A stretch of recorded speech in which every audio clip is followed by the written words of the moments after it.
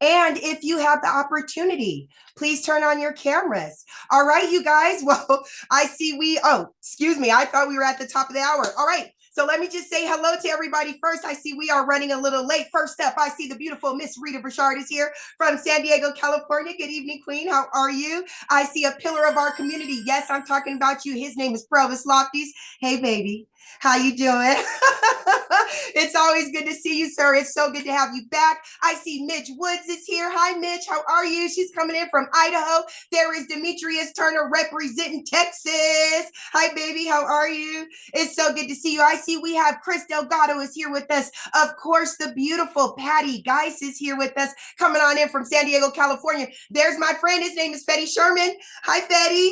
How are you, sir? Thank you so much for being here. And of course, Mr. Kenny Taylor. All right, you guys. So since we are at the top of the hour, I'm going to go ahead and get this party started. Again, thank each and every one of you for being here on our Thursday night edition of the ILCA 5-Day Challenge.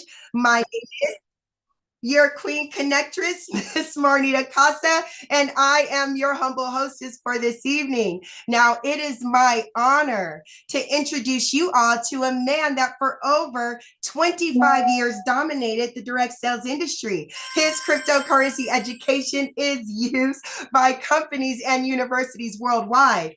For over 8 years, he dedicated his life to learning about cryptocurrency and blockchain technology, but he didn't just stop there. He decided to go out and share his information with the masses, and this was done by putting on fun and exciting Bitcoin boot camps nationwide at no cost. He has built thriving communities and wonderful platforms like you see before you now. So without further ado, it is my honor to introduce you all to Mr. Brandon Ivey.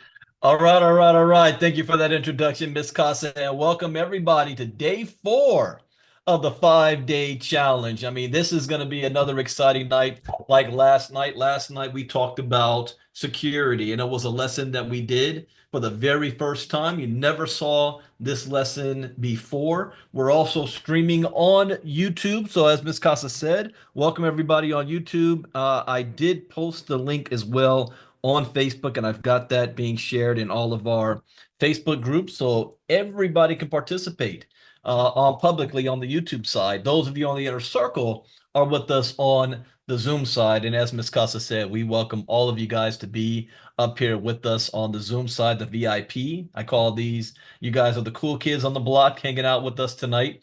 Tonight, we're also going to do a brand new lesson that's never been done before.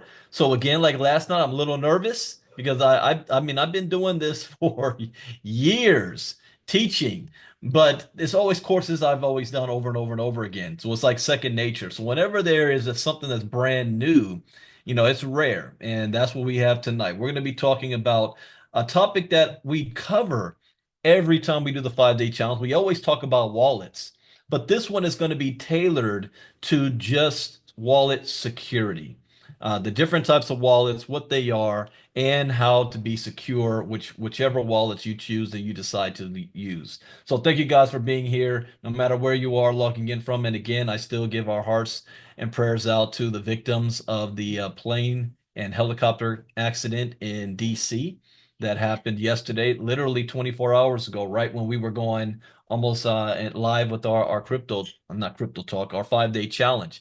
Also, I've been mulling over how I wanted to do this tonight as well. Since this is a lesson I've never done before, I don't know how long it's going to take. So you guys are always my guinea pigs when I do it for the very first time. And those of you in the MoveQuest community, there is an update call at the top of the hour. However, I am not going to hold tonight based on that schedule. I'm going to finish tonight when I finish. So if it goes past the hour, I'm going to continue. So if you are part of oh, there is no update tonight? Oh, okay. I didn't get that memo that they're not doing it. All right. Well, if they were doing it, I was going to continue tonight anyway. And if you had to log off early to go there, and I would hop on late. But we're going to take our time tonight, and I want to give enough time for you guys to ask questions, especially with the topic like tonight. This isn't something that could be rushed. And I like to sometimes go off on tangents and share some things. So if you give me about 30 more seconds, because I am making sure that this is going out to everybody that I need to go out to in our group. So give me about 30.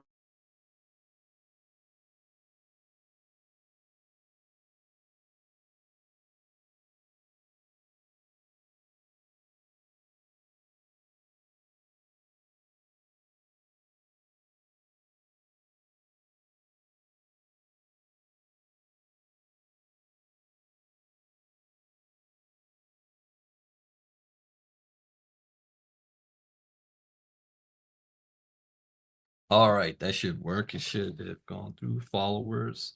Yeah. Then I want to be able to see everybody on the YouTube side. There we go. And if you're on YouTube, feel free to state your name. I see you, Melvin, on there as well, and Angela. Bobby Buck from LA. What's going on, Bobby? All right. So tonight's lesson is wallets and wallet security. Yeah, I'm back. I'm back, Gina. The Eagles did not take me. Super Bowl in one more week. Kansas City versus the Eagles. Okay, so let's share screen and let's pull up our lesson for tonight. And as I said last night, unfortunately, there is nobody that's immune. Every single person that has been involved in crypto has lost money. There's nobody that can say they never lost money being in crypto. Even Vitalik Buterin, the founder of Ethereum, Mark Cuban. Mark Cuban lost a year and a half to 2 years ago $750,000 off MetaMask because he did a couple of things that was basic that we talk about. This is why I say education is key. It's important. He was using his iPhone. He was using the cloud, and somehow his iPhone or whatever got hacked. They got into his account and drained his wallet. Now, $750,000. I don't care if you're a billionaire. That is still a lot of money, and he talked about it, and he talked about the mistake he made. So not only do we have to watch what we do when you're moving your crypto and tokens around, we also have to watch out for the criminals out there that are professional, and their only goal and job is to steal money from you. And that's their profession. They wake up in the morning with that intent and they go to sleep at night with that intent. So this is not something we can take lightly. So this is our brand new course. This is course number 2, I think, of the securities. I think it's 2. Yeah, last night was the first one. This is the second one. Wallet security. All right, then let's get ready. I'm also going to spot if I made any errors too. Whenever I do it live, I find the errors and mistakes. So what is a crypto wallet? Normally when I do the 5-day challenge and I talk about wallets, I always use an example, and I'll tell you a story. When I was a kid, uh, I did not understand the concept of having to secure my money. And I remember my earliest memories of my grandparents whenever they would come to visit. And my grandpa would always give all the grandchildren quarters, nickels, and dimes. And since I was the oldest, I got the big shiny quarter. And my mom used to always say, every time he handed me the money, put it in your pocket for safekeeping. And I didn't understand that until I put it down one time, and one of my other rugrat little cousins took my quarter. And so I knew that money was valuable. And if I wanted to have it to pay for the ice cream truck, I had to keep it secure because the ice cream truck or man might not come for another 2 days. Then when I got in elementary school, maybe fourth or fifth grade, my dad got me something that looked like this, a wallet. And when he got it to me, he said that anytime they had to give us either lunch money or we were going on a field trip, we had to take some money with us. $5 or $10 back then was, I mean, you thought you were rich. And he would say, this is where you keep your money. And I knew my dad, every time he had to pay something, he'd go in his pocket, pull out his wallet, and pay for it. And so I showed my friends at school, I had a wallet, and I remember everyone was like, ooh, there was no money in it, but it represented something. It represented money. Now, it's a little bit more advanced. I've got one of my wallets, I have like a ridge where I've got all of I only have cash whenever I travel. I like to travel with cash because you never know if you have to pay for something. But if you do travel, especially you guys, have a wallet that has that lining that it can't be scanned by there's scammers out there that will just go up to your purse and slide a machine and it can read all of your cards if it's not like lead protected. So this is like the extent of wallets that I walk around with now with all my cards within it, but it's protected. But then you have digital wallets for crypto, and it is the same. The design of the wallet is to keep your money secure and safe so you can access it. So that's that story yeah, thank you, Patty, the RFID. I use Ridge. So a crypto wallet is an application that functions as a wallet for your cryptocurrency. It is called a wallet because it is used similarly to a wallet you put cash and cards in. Instead of holding these physical items, it stores the pass keys you use to sign for your cryptocurrency transactions and provides the interface that lets you access your crypto. These modern wallets today, you don't even need to know these forward and backward pass keys. The first time I wrote lessons on wallets was in 2018, and I had a whole section about the paper wallets and the keys and this and that and the Ethereum wallets, and none of that is relevant today. The wallets today are already doing all of this. So as time goes on, it's going to be easier and more user friendly for the average person to be in the crypto space, and that's a good thing. So modern cryptocurrency wallets make the blockchain accessible to everyone. When cryptocurrency was first introduced, sending crypto was a manual task that required entering long keys. Today, the software does most of it for you. The problem back then is who's going to remember their long keys? We have people right now that can't remember their password. What did I show you on our crypto talk this morning? The woman who went to my Facebook page to say, I'm discouraging everybody from crypto because I lost or forgot my password and I can't get into my Coinbase wallet. Therefore, crypto's bad. Now, with that, a password, most people's regular password is like 6 to 7 digits long. Who's going to remember a long pass key? But you don't have to do that anymore because the wallet's it's already coded in there. And then soon in the future, your wallet address can simply end up being your name or your email address, and everything with your wallet will be attached to that. Like if you have a GoDaddy domain name and you're doing a mask forward, so that's going to be the future. It's going to be even so much easier. But the software does most of this step for you, so you don't have to worry about that anymore. Cryptocurrencies are not stored anywhere.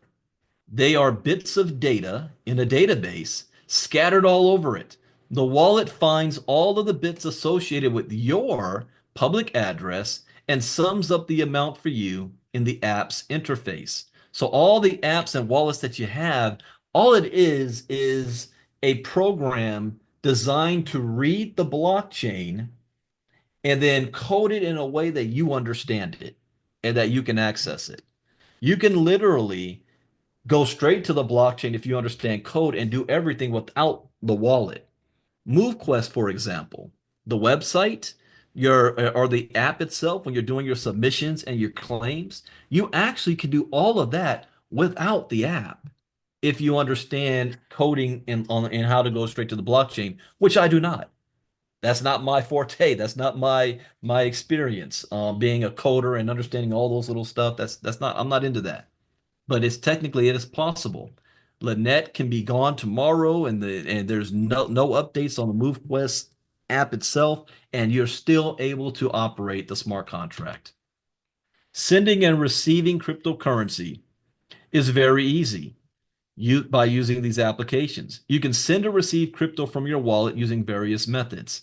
Typically, you enter the recipient's wallet address, choose an amount to send, sign the transaction using your private key, add an amount to pay the transaction fee, and send it. Now, receiving is even easier. All the sender needs to do, all you have to do is give the sender your wallet address, and it goes through the same routine. You accept the payment, and the transaction is done. There are two main types of wallets: custodial and non-custodial. You want to write that down.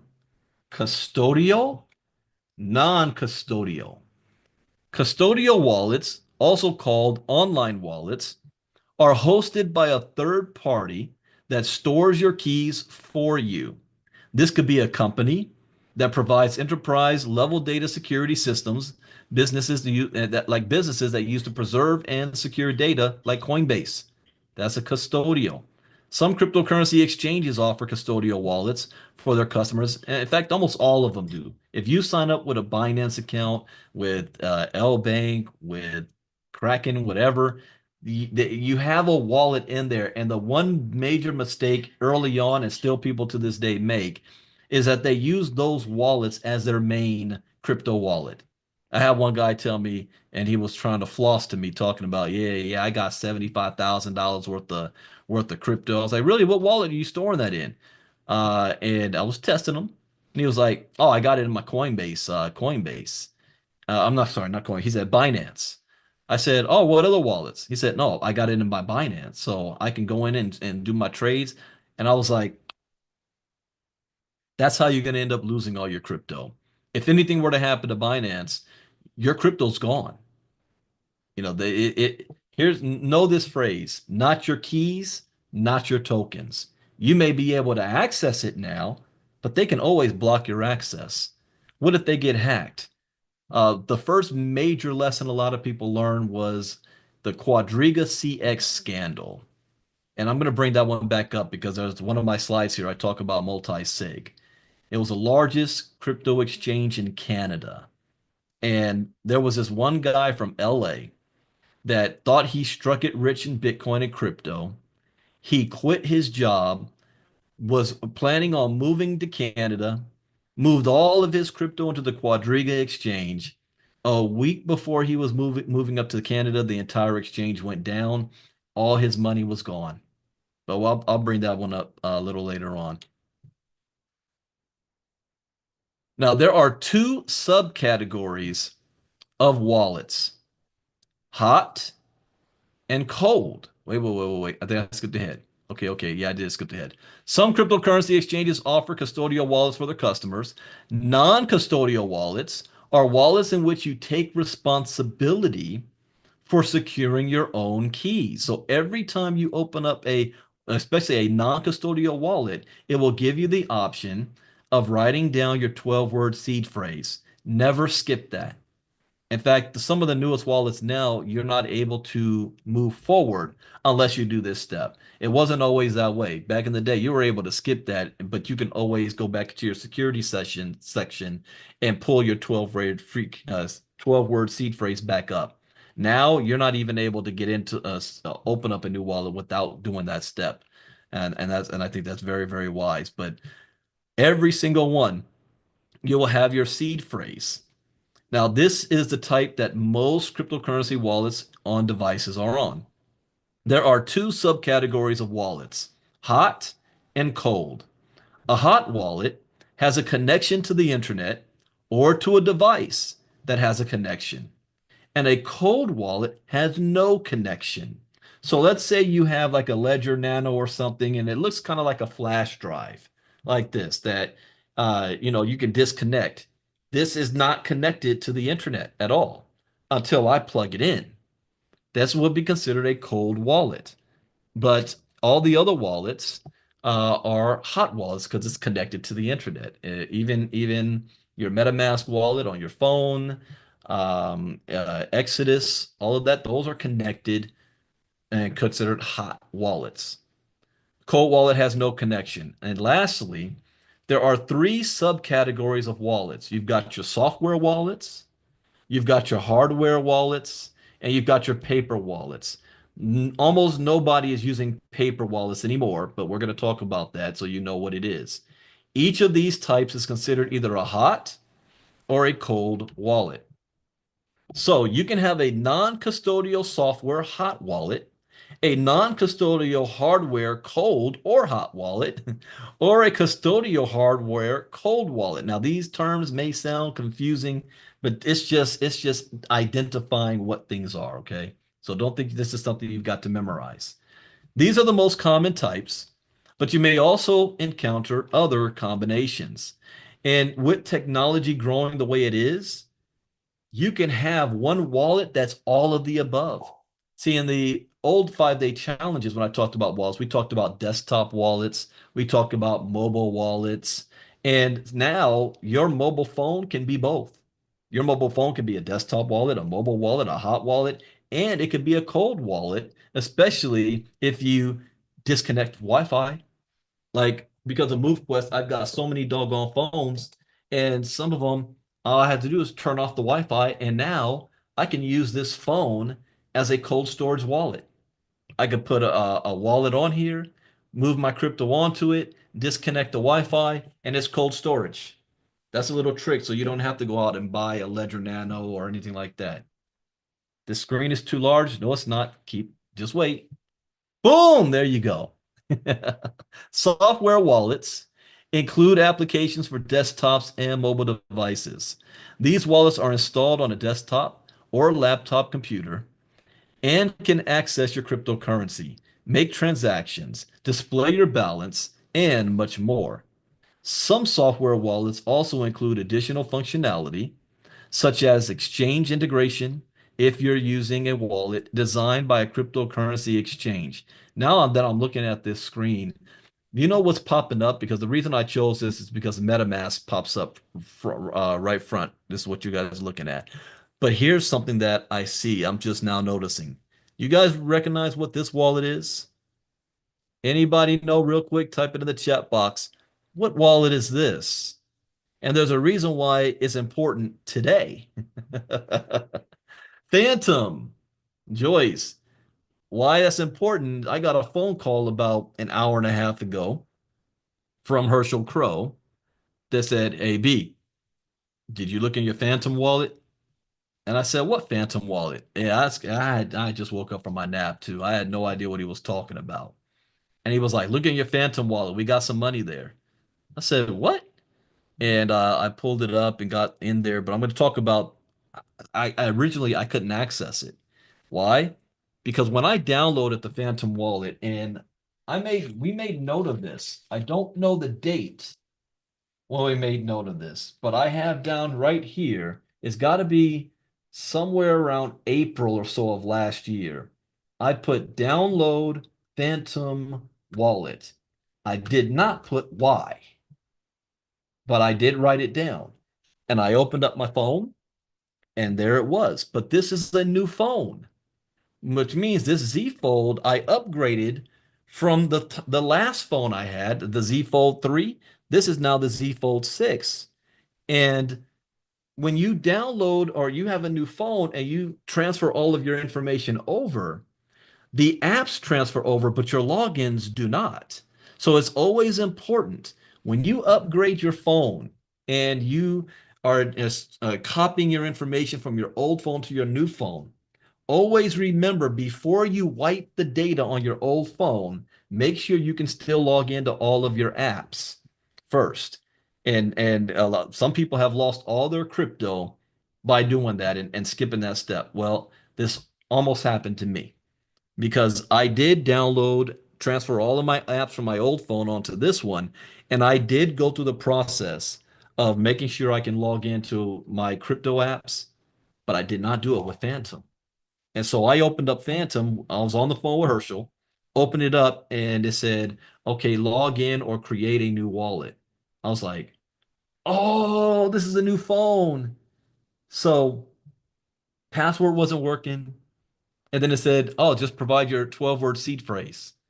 And I was like, I don't remember that I ever wrote down because I didn't even remember this wallet. So I went back through my vault and I didn't see it. I did not see in where I have store all of my 12 word seed phrases. I didn't see anything from Phantom. And so I'm looking through, did I write it down on my notepad? This is a learning lesson. Even I can mess up. And I'm thinking maybe I was moving so fast that day that I just skipped that step. And about 30 minutes ago, no, well, 30 minutes before we went live tonight, I looked up under my keyboard and there was my card. It said Phantom on it and my 12 word seed phrase. I was like, huh, oh wow. I did write it down, but I didn't store it where I normally stored it. But I had it and it was underneath my keyboard the whole doggone time. But anyways, there was money there. You guys check too? All of you guys should have money. If you're part of the inner circle, this is why we always say it pays to be in the inner circle. So if you're a part of our inner circle back from April of last year, check your phone, check your Phantom wallet. You'll have a surprise when you look in there. Joyce even said it was a Soul Heist, some project we were looking at. I don't even recall that. So we'll talk about that in Crypto Talk tomorrow. Oh, no, there's no Crypto Talk tomorrow. Next Monday, we'll talk about that too. So Leonard, you got some money. Patty, you have some money. Jacqueline, you got it. Oh yeah, Soul Heist. Jacqueline, you found some money in there. All of you guys should have some money in there. Yeah, Nathan, check yours because if I have money, you have money. It's like 200 something dollars. So some of you might have more or a little less. I don't know how much money I put on that or what I did or what it was even about. So anyways, many mobile wallets can facilitate quick payments in physical stores through near-field communication or by scanning a QR code. Mobile wallets tend to be compatible with iOS or Android devices. Trezor, Electrum, and Mycelium are examples of wallets that you can use.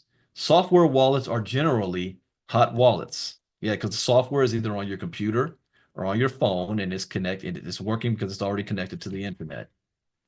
What about hardware wallets? Hardware wallets are the most popular type of wallet because you can store your private keys and remove them from your device. These devices might resemble a USB drive, and modern hardware wallets have several features. You can make a cryptocurrency transaction on your computer or device by plugging in the hardware wallet.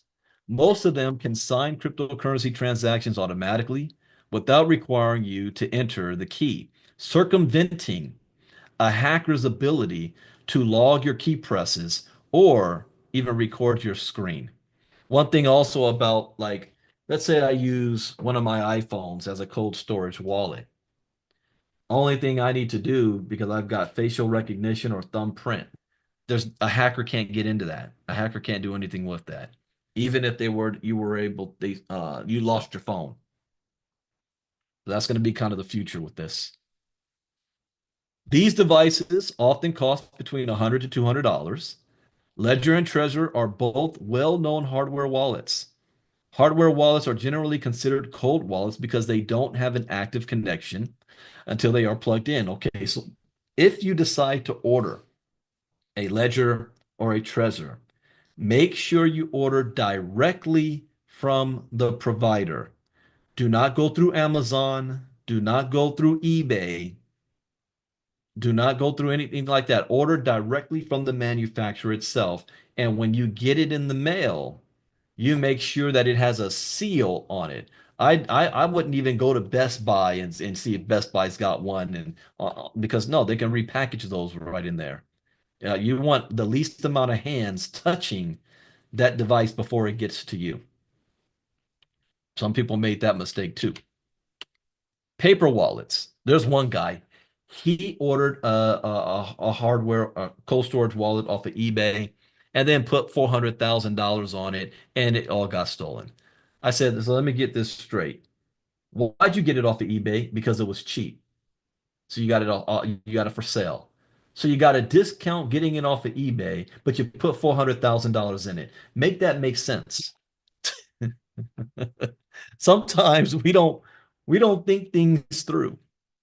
So early crypto users, these are paper wallets now. So early crypto users would write or type their keys on paper, which they called paper wallets. These evolved to include the keys and QR codes so wallets on mobile devices could scan them. However, paper wallets are easily damaged or lost, so many crypto owners do not use them anymore. However, there is nothing wrong with using a paper wallet if you take measures to store it properly in a safe or deposit box and check on it once in a while to ensure it hasn't deteriorated. Now, again, this is very rare. I don't recommend you playing around or doing anything with paper wallets today. Crypto wallet security. Wallet safety is essential as cryptocurrencies are high value targets for hackers. Some safeguards include encrypting the wallet with a strong password, using two-factor authentication for exchanges, and storing any large amounts you have offline. If you are using an exchange like a Binance or a Coinbase, never have more than at least $10,000 on the exchange if you're trading at any given time. If you earn more,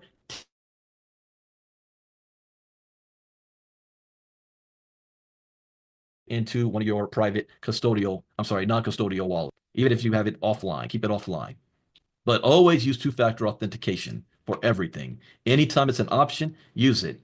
If they don't even have it as an option, skip using that program. I always say you don't have 2FA. Nah, you're not secure enough. I can't use you. There have been many cases of malware disguised as wallets, so it is advisable to research carefully before deciding which one to use.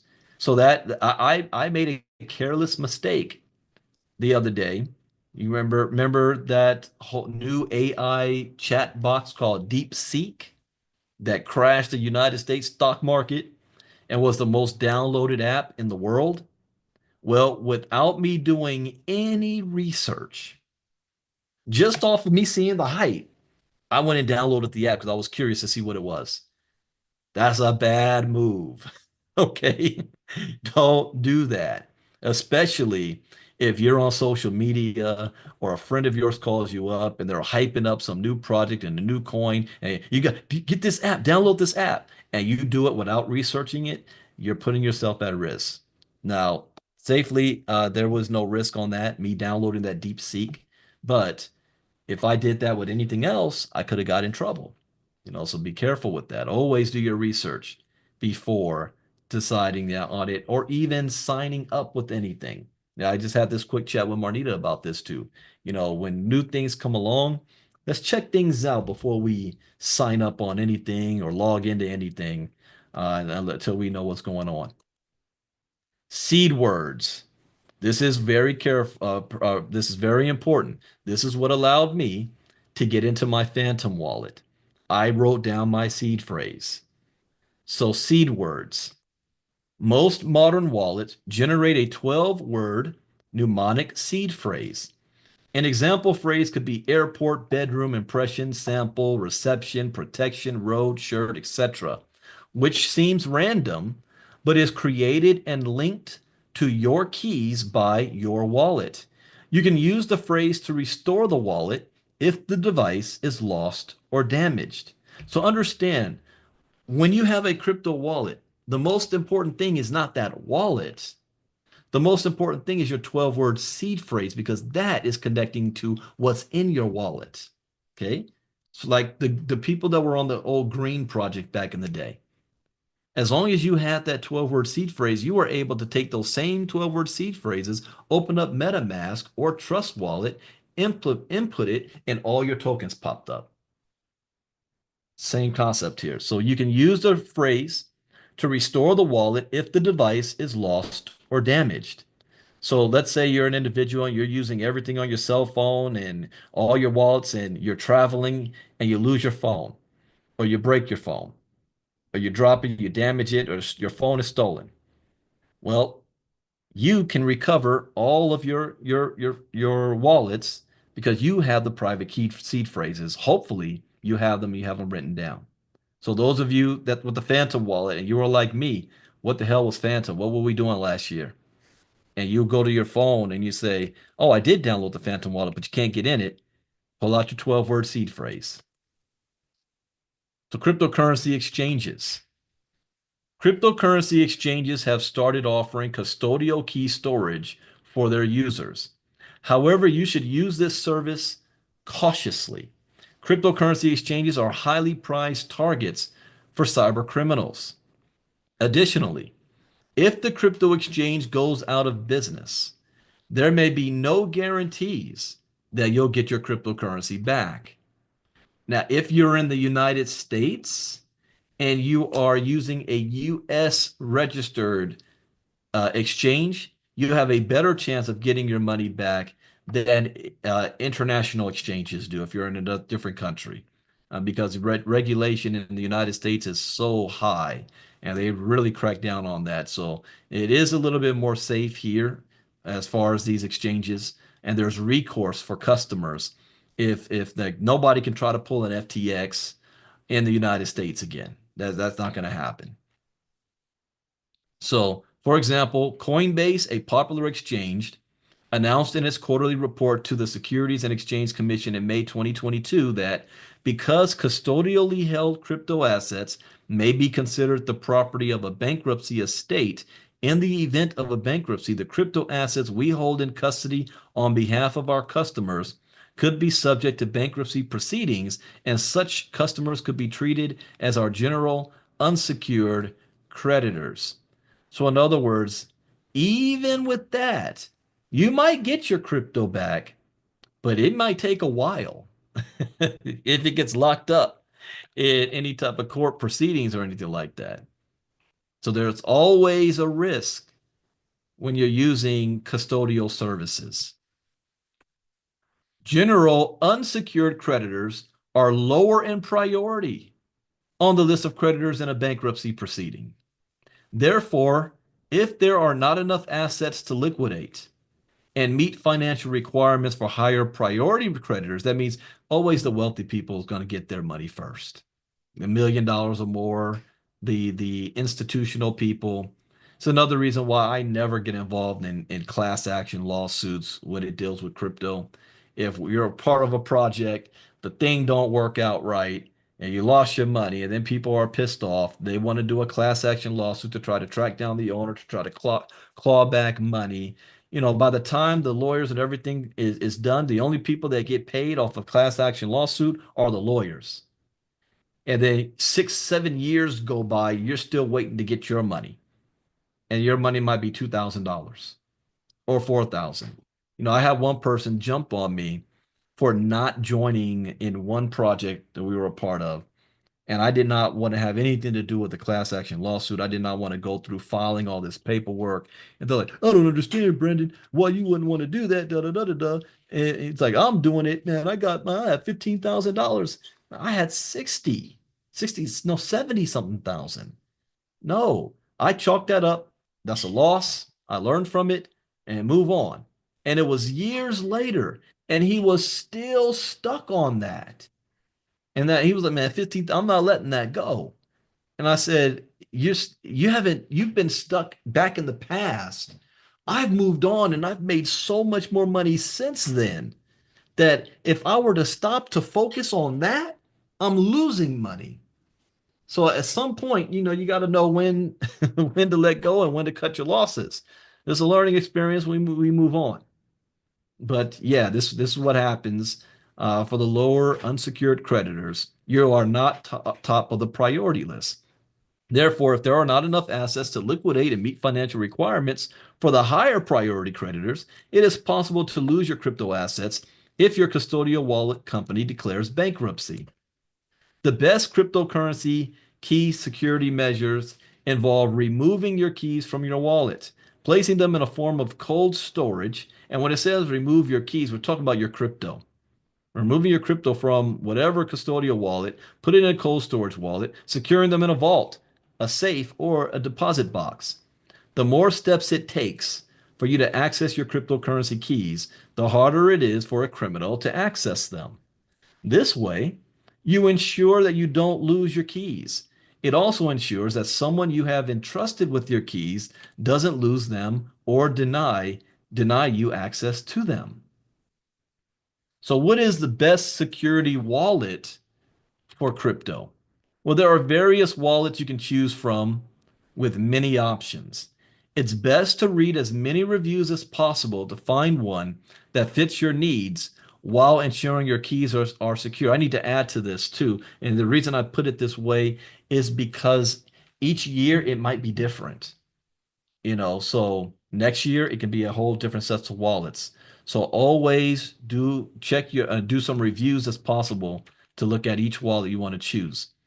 The safest crypto wallet has no connection on its own or to a device with internet access. It also should not deny you access to your crypto because a custodian has financial issues. Many so-called safe wallets have wireless connection technology that determined cyber criminals can access. So best practices for securing your crypto wallet. And there's another reason too. I did not put certain wallets in there this lesson because I know I'm going to get asked the question. What is best security wallet for crypto? I'm not going to give you what the best wallet is, but security measure. Any wallet that can be disconnected from the internet, Wi-Fi, Bluetooth, is a good wallet to use. Okay? That could even be your phone or a backup phone. I have multiple phones that I use for different purposes just for that. I don't have all my crypto on my main phone. That you use that I carry around with me all the time. So best practices for securing your crypto wallet. Another reason too, right there, I didn't name certain wallets because if that wallet a year from now were to fail, somebody can come back and say, I was on Brandon's lesson and he said this wallet and if it was the best and I lost all my money. So this is individual. I can tell you the best practices, and then you have to take this knowledge and know how to look at whatever wallet you want to look at. So there are 1,001 ways hackers can breach your wallet. How can you protect yourself? Oh, and another reason why too is that we're international. Different countries have different wallets, and I've got people that watch my courses in different countries too. So what works in the United States may not work in Europe, may not work in Asia, may not work in Australia. So that's why I had to be very generic. So there are 1,001 ways hackers can breach your wallet. How can you protect yourself? These are some of the best practices for wallet security. Get a cold storage for savings. Never put your life savings in hot storage. It is too risky because they are prone to phishing and other forms of attack. In contrast, cold storage gives you absolute control over your funds. You're the only one who can access it. Little or no online manipulation can work. Something as sensitive as savings is better kept privately in cold storage. Remember a couple of months ago in the MoveQuest community, you heard of people saying they lost their life savings because they got hacked. What in the world were you doing with your life savings in your MetaMask wallet? But some people did that. One person really literally took their life savings, they pulled it out and used it to buy AVAX and MQT, and they were riding high. Made one mistake, and it was all gone. And not only was it gone, the hacker stole their miners, and I forgot 20 something $1,000 worth of miners they had purchased, and then turned around and used those miners to mine every single day in MoveQuest. That's just cold-blooded. Not only am I going to steal from you, but I'm going to use your property to make more money every day. This is decentralized. There's nothing that can be done about that from this standpoint. So, anyways, be careful and don't put your life savings in a hot storage. You're the only one that can access it if you have it in cold storage. Little or no online manipulation can work. Something as sensitive as savings is better kept privately in cold storage. Use multi-sig wallets for treasury. Now, this is more for after the Quadriga, really with the Quadriga CX, the owner, what happened was it was around December, he took a trip, supposedly him and his wife, from Canada to India, where sometime in January he died.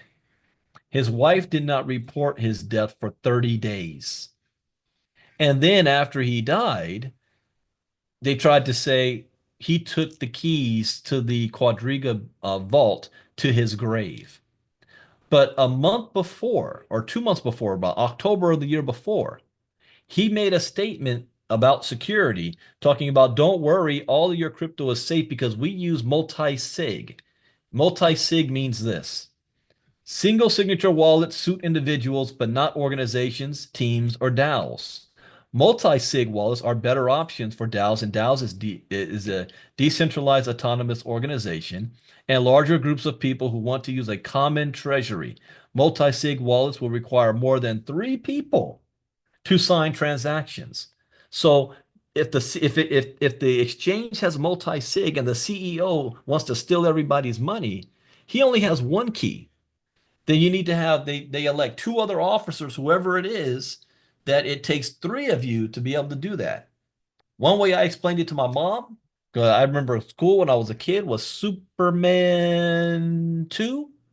No, Superman 3 with Richard Pryor.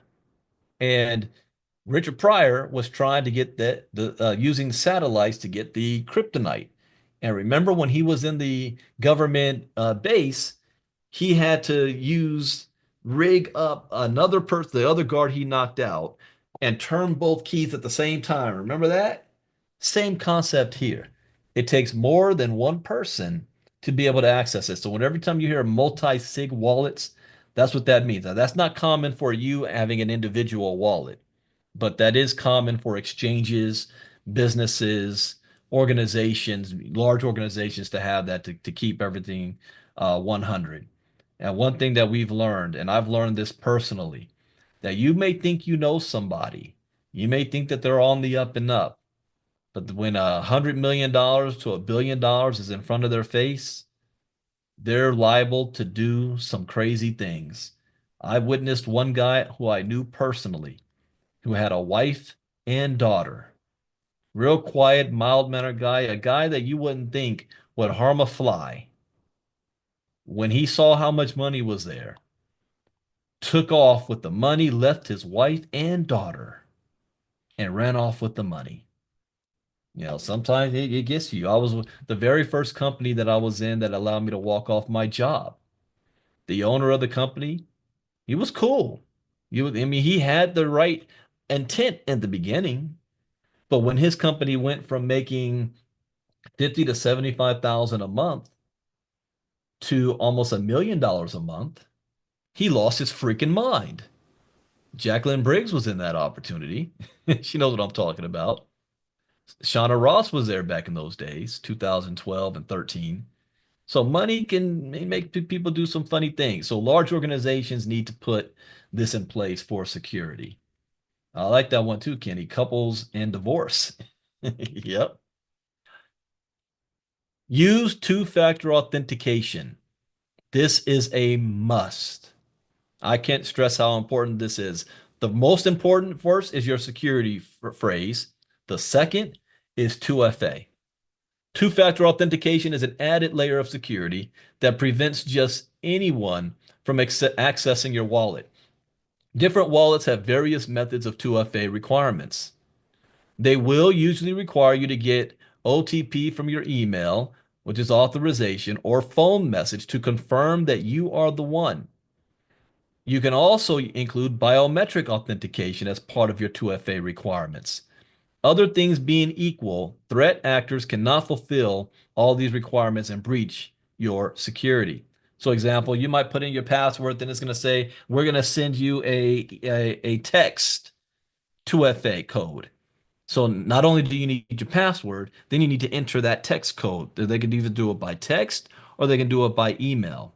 Or another form of 2FA may be your fingerprint authentication or facial recognition.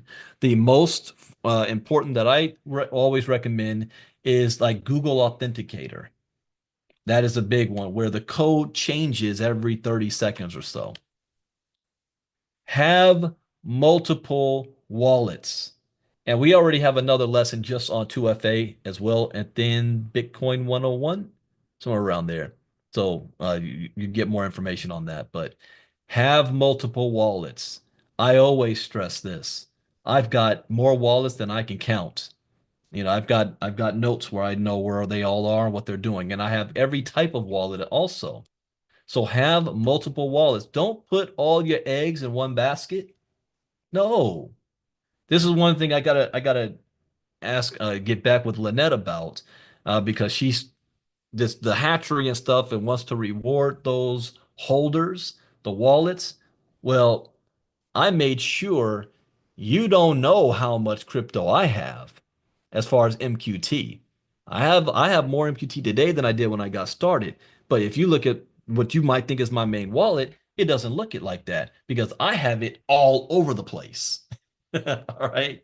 So she was saying something like we might have to put the MQT in a wallet, whatever that is. Too much thing, but don't put all your eggs in one basket. As much as you try to be security minded, hackers can still find a way to break in and steal your funds. I had to laugh at this one guy, and I don't mean it in a bad way. This was 2019, and there was this social media guy, and he was real big in network marketing and very boisterous, very flamboyant, loves to brag and show off his lifestyle. And Bitcoin had got back over, no, it was 20,000, dropped down, and then came back up to like 12 or 13,000. And he had made some moves that he was able to double his money. And he's showing on social media screenshots of his wallet, and he's like 1.4 million. And look at, I just pulled 70,000 here. And he's showing all that off. And he had all his crypto in one wallet. Who else do you think was looking outside of the people he was trying to impress? The hackers. And some scammer got him and got all his crypto. And he was crying about it. And I kind of just shook my head and laughed. You know, this is why, yeah, indirect sales networking, you think that to be successful, to attract other people, you need to show that you're making money. So you want to show your lifestyle and your money. But in crypto, that's the wrong thing to do. You will never see me trying to be flossing like that. In fact, it's the opposite. Brandon, you have a lot of money. No, I don't. I'm just a teacher. Teachers don't make that much money, right? That's my line and I'm sticking to it. But have multiple wallets. So hackers can't get all even if one of your wallets gets breached, which more than likely at some time in your career you're gonna get caught somewhere. But they're not going to be able to get everything. The best defense mechanism is to prepare for the worst. So those of you in crypto talk this morning, what I was doing when I was talking about what strategy of the hatchery and whatnot, I always prepare for worst case scenario. I hope if this all works out the way it's going to work out, great. But if the worst case happens, are we still in a good position to maneuver?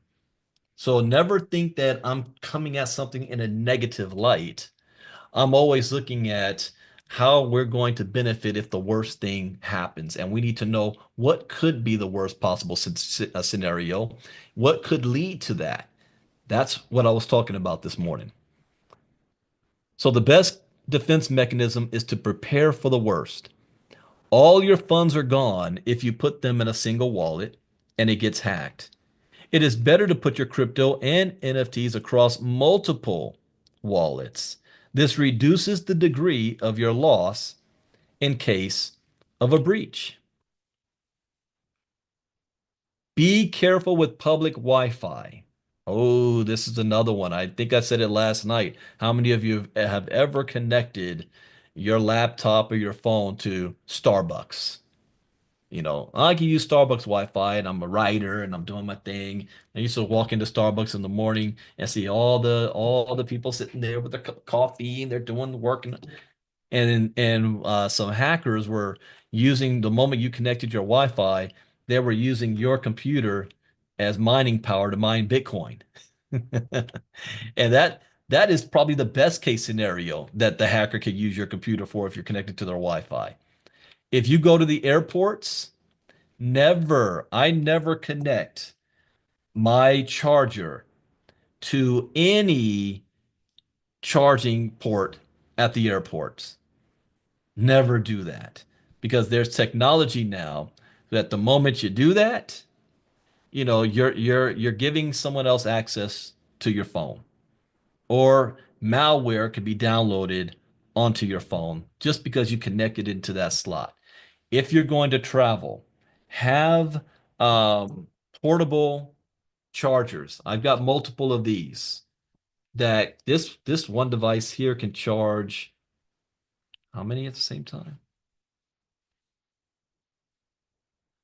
No, it's got two charge ports, two phones at the same time.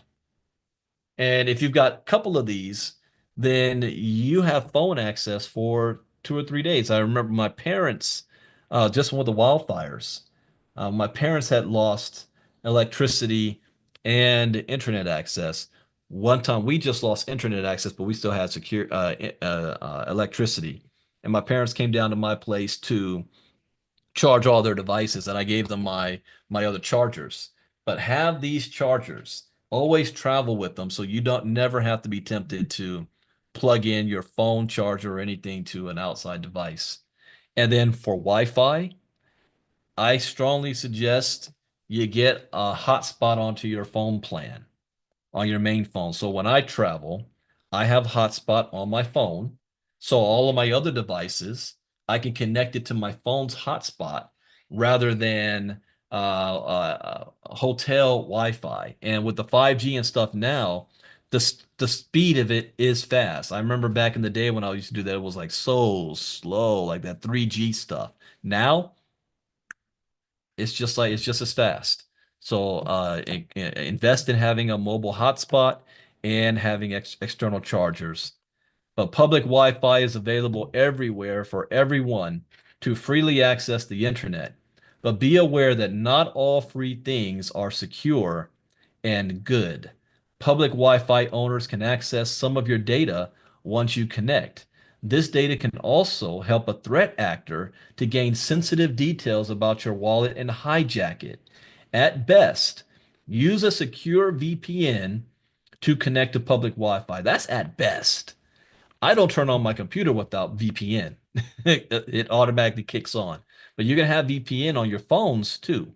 Now, when I took a cruise, the Mediterranean cruise, one of the things was when you're out in the ocean, you have no connection, to the internet. So whenever we had a shore stop somewhere, when we went to Corfu, the first thing people did was run off to the local cafes, and the cafes had a big advertisement signs out there saying free Wi-Fi, free Wi-Fi, free Wi-Fi, and that's what everybody ran. So they get you in. You got to order something though, and everybody wanted to use the public Wi-Fi. If you're traveling like that, here's something else I suggest to invest in. Have international calling on your phone, even if it's only temporary. You don't need to have it every single month.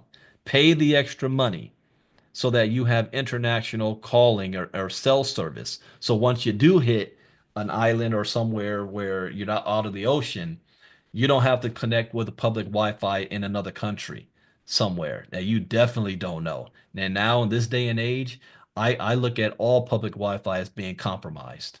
All of it. I don't care where it is. So you want to be able to access the net from your own phone and mobile plan. So I would suggest you do that too. Be on guard against phishing. Hackers are getting more creative with phishing attacks every day. You must also be familiar with their games and be on the lookout for them. Hackers can send you a link on Twitter or Discord and require you to click one. They can also pretend to be customer support and request you to call some code or OTP form from your phone. The best practice is to be discreet with your details. A crawlback or Bobby says, what is a good VPN for your phone or for well, I mean, there's NordVPN, there is what is that email? Proton Mail VPN. Your telephone provider may offer VPN as well, but probably Nord is maybe one of the most popular. I have Nord and Proton's VPN services. So use a strong and unpredictable passwords. Set up a strong password for your wallet. The more unpredictable it is, the better. Now, here's something else too. Well, let me finish reading this for you. Avoid using your name or nickname as the password. We recommend you pick your password from random alphanumeric keys. Hackers cannot correctly guess your password if it is strong. Now, we did this maybe about a year ago. Oh, that's a good one. IP Vanish. Thank you, Patty. About a year ago or 2 years ago, that if you have characters at least 12 words or 12 letters long, it would take a hacker 500 years to be able to hack it, or a quantum computer 2 decades to be able to hack it. But you don't want to have a password that you're not even going to be able to get back into.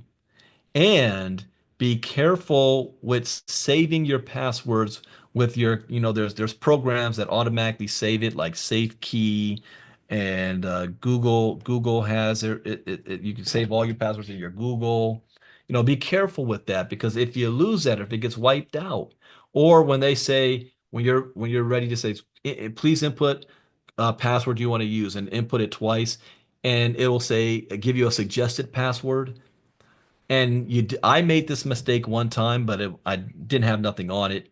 Where I did that, I was in a hurry and I thought it saved on my computer. And then I went back and it didn't save, and it was impossible for me to get that password back.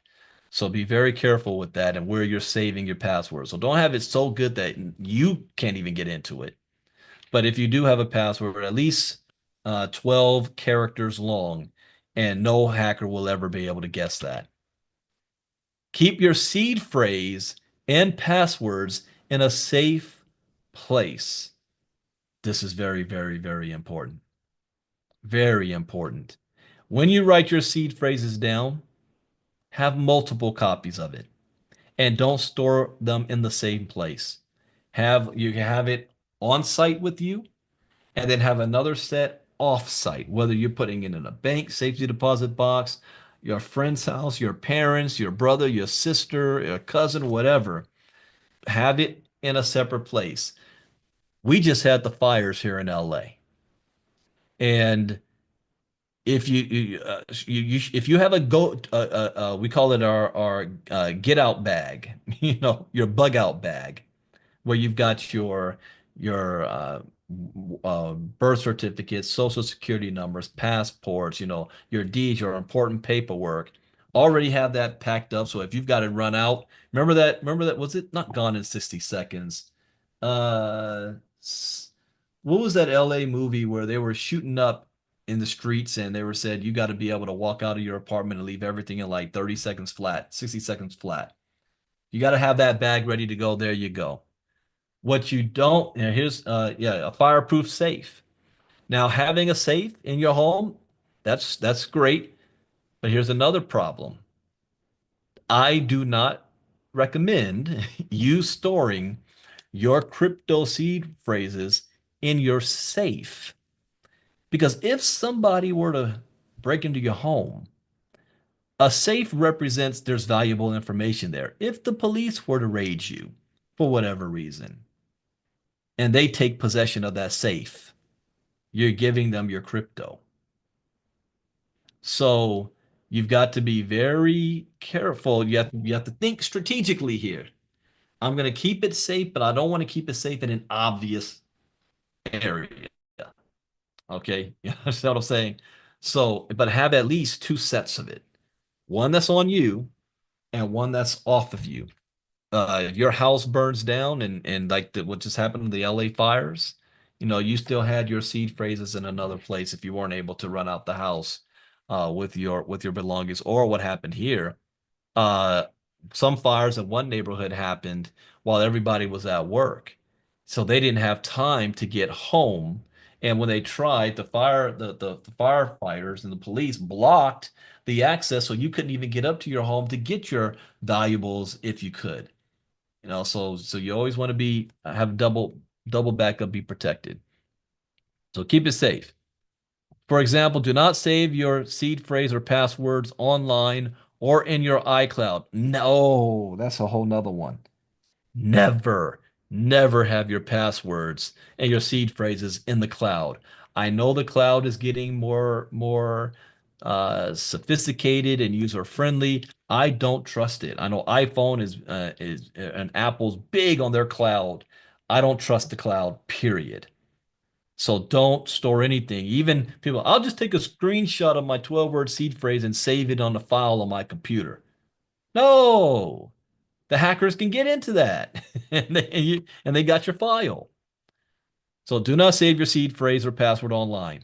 The best practice is to write them down on paper and keep them in a safe place. Okay, here's something else too. If you're going to write down your seed phrase in front of your laptop, you realize that most laptops have cameras on them, and you think the camera is only on when the light turns on, when in actuality, your camera can turn on without the light on. I have on my laptops little plastic blockers. You can order them off of Amazon, and that I slide it. I can slide it to block the camera. So even if it's on, you can't see anything. So do not write down your seed phrase in front of your laptop where the camera is. Okay. Just giving you guys some little tips here. Let's see. Your wallet has a lower chance of being compromised by you doing this. Only interact with secure websites. You have to be security conscious, especially if you have your crypto wallet as an extension or save the password on your browser. So MetaMask is an extension wallet. So this is where you got to be very careful. Some websites have weak security, which can be deliberate. You can easily detect such websites as they would have HTTPS instead of HTTP. So look for that. Make sure it's got that S at the end. Use burner wallets for airdrop. One of newbie crypto traders' most popular mistakes, and this is what's happened a lot with the MoveQuest community, is using their main wallet for airdrops. So what do I always say in the MoveQuest community? If you're creating a new wallet, especially on MetaMask, only have 3 tokens for that wallet: AVAX, USDT, MQT. That's it. Don't connect that wallet to get airdrops with anything else.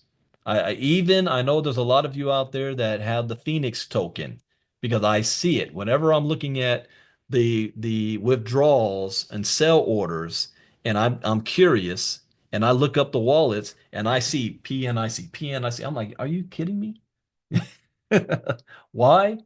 Well, you may love that project, but what if that project gets compromised? You don't know. What if they get hacked? What if one of the principals behind it does something stupid? And next thing you know, all the wallets attached to that are open. I always talk about using a utility wallet.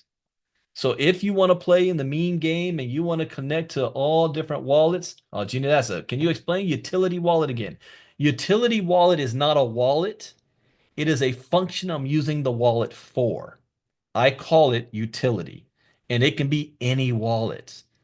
And I talked with Marnita about this as well. When I say utility, all I mean is a wallet that you choose to use to connect to all these new different projects that's out there that you might want to be a part of. I call that my utility wallet. That's not a wallet that I'm storing all of my crypto in. That's not a wallet that I have all of my holdings in. Okay, that's just a wallet I'm using to check out different projects and services. That understand? That makes sense? Oh, wait. Oh, give me 1 second. What just happened here?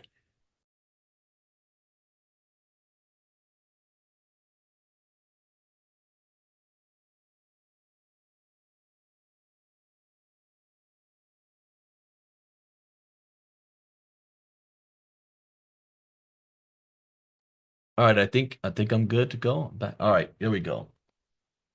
So, utility wallets is only wallet that you choose. And your utility wallet could be a Coinbase, it could be Exodus, it could be Trust, it could be crypto.com, it could be MetaMask. That's up to you. So, your favorite wallet that you want to use to connect to things, but never let it be the same wallet where all your other crypto are on, because if you do, you'll lose it. It was, I think, the gentleman name was Jack, and I miss Jack from MoveQuest. He's an individual that had the swimming pool behind him, the Olympic-sized pool behind him, and he made every presentation. And then he made that same mistake. He clicked on a website that said connect your wallet, and he connected it, and they took all his crypto, all his MQT, and the miners. And I hate seeing that happen. So be very, very careful with that. Use a utility wallet or what we call a burn wallet for airdrops.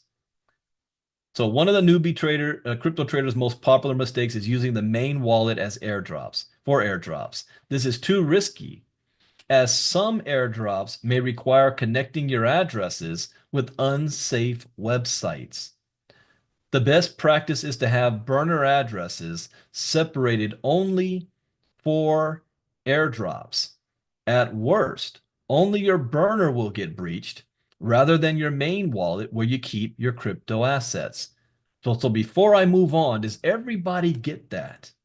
This is one of the most common mistakes any individual can make and lose all their crypto. That's completely avoidable. Don't just be clicking on connect your wallet and you're connecting your main wallet. Have a utility wallet. I've shown you guys one of mine, whenever I showed my MetaMask wallets and I got one there that says utility. That's the wallet I use for if I'm going to do that. But now I'm even skeptical. Anytime I see some program that says connect your wallet, I'm going to wait before I'm going to click. Let me look you up first and see what you're all about. Has anybody else been scammed because they're doing that? Because you may not know that unless you research it. Where's the next one? Okay. The bottom line, cryptocurrency wallets are an important part of your cryptocurrency toolbox. Various types are available, so it's best to research and find the one that meets your needs and provides a high level of security to protect your digital assets. And everybody's different. I don't use cold storage wallets outside of, my phones that I don't have connected to Wi-Fi. Why? Because I'm active with my crypto. I want my crypto working for me. I don't want it just sitting somewhere, but I know how to protect my crypto, even if it's called in a hot wallet that's connected to Wi-Fi. But other people, especially if you're dollar cost averaging and you're never going to touch that crypto for 5 years or so, it's good to have a cold storage wallet that's not connected. You might not be that active in the crypto space. You're just accumulating your tokens. So you might want to use it. So the different people use it for different things. One of the major bottlenecks of mass adoption into crypto lies in how it can be quite risky for anyone with even a basic knowledge of wallet security. Do not take crypto education lightly. And what do I always say? Education is key. It is everything. As a disclaimer, this information is intended for educational and training purposes only and should not be construed as investment advice. As with all financial decisions, you should contact your licensed financial advisor before investing in any financial instrument. All right, that brings us to the end of that lesson, the second lesson in the security series. So, what's going to be coming next? Well, one, how did you guys like that? I mean, did you feel that that was valuable? We've done security before, but not that way. And this is a brand new lesson. I never did it before, so I kind of like the flow. There are some things I'm going to change up just a bit. But there's 13 more lessons on that. You guys saw two. So if you want to have those lessons, go to ilcaverse.io, purchase the courses. I have a discount. $399 is getting you 45 new lessons and all of those crypto courses. When I launched ILCA, our first 45 lessons with Bitcoin 101, Crypto Advance, and how to trade Bitcoin and crypto, do you know what the cost was? $1,000. So you're getting these three for $399 until February 15th. Then it goes up to $750 for these three.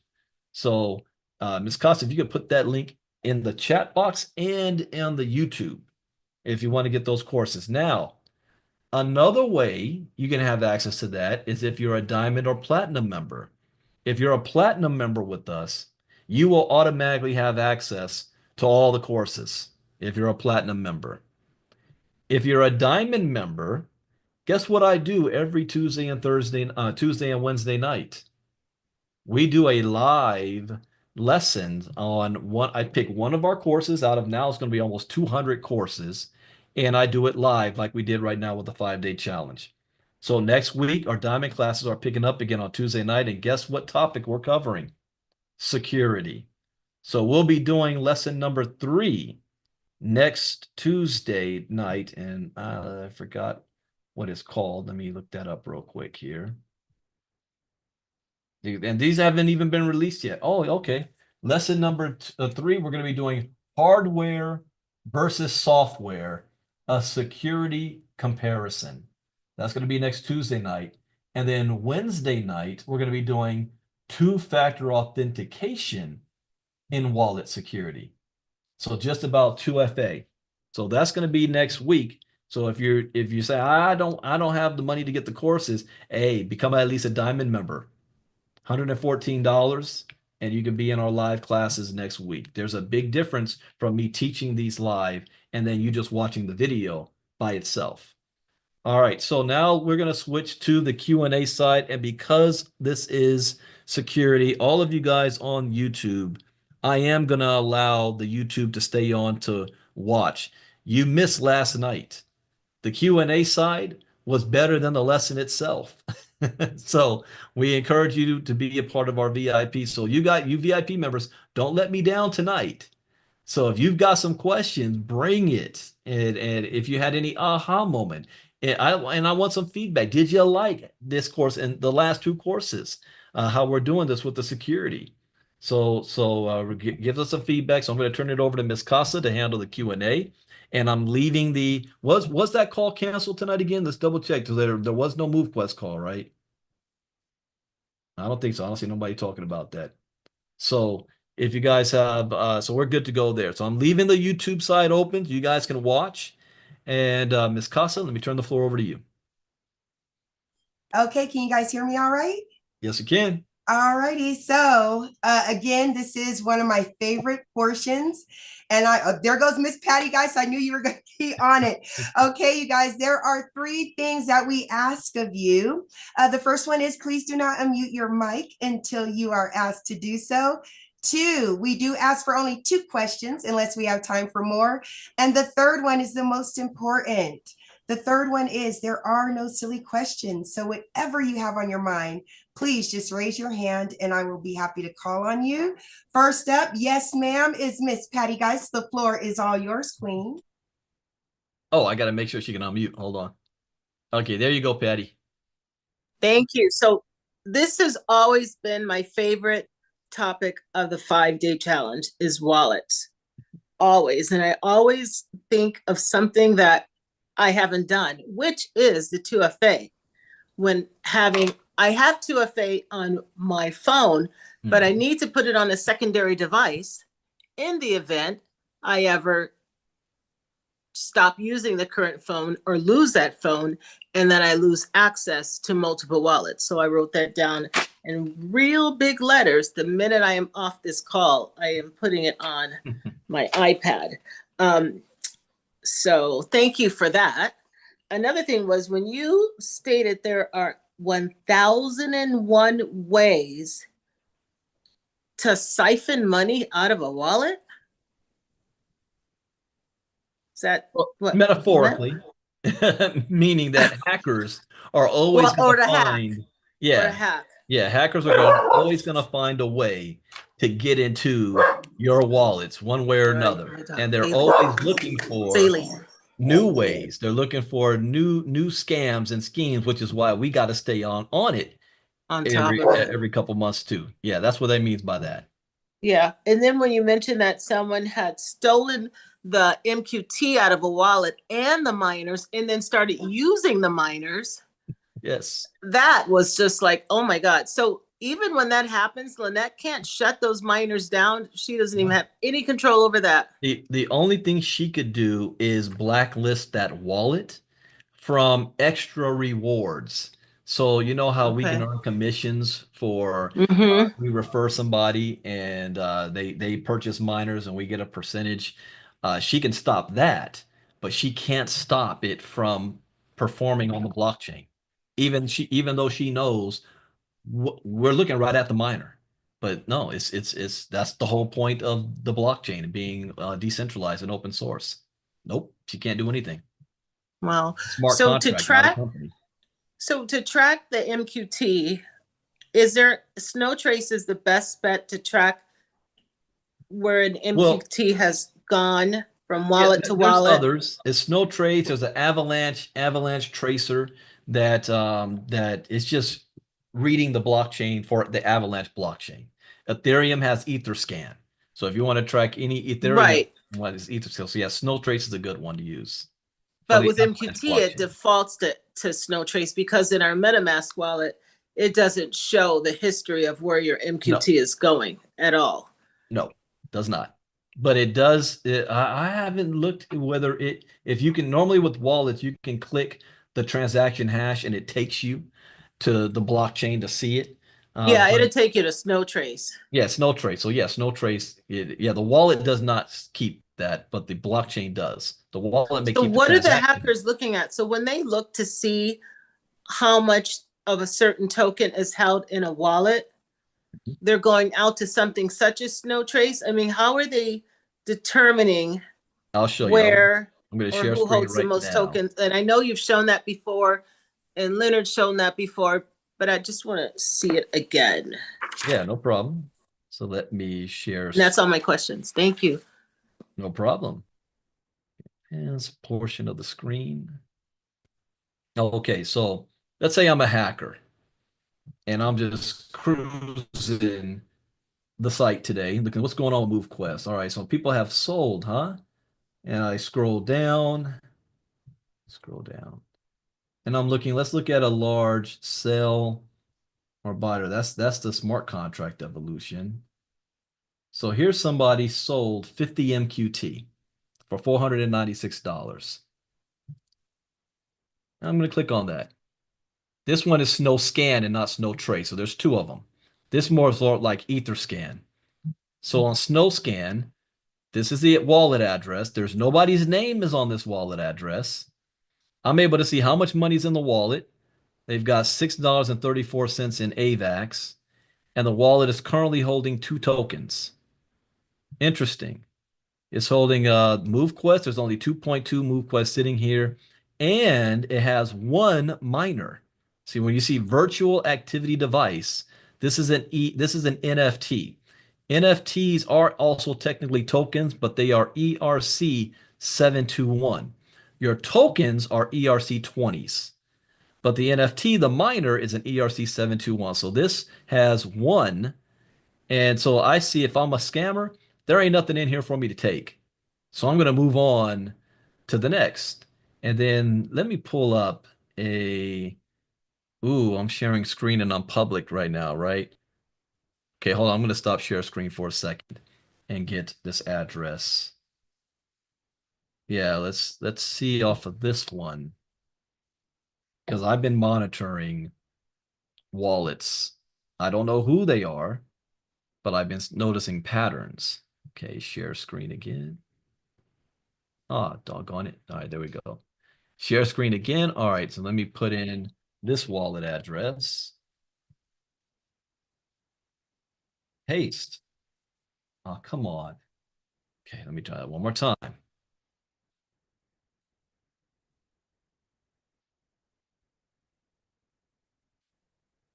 Copy.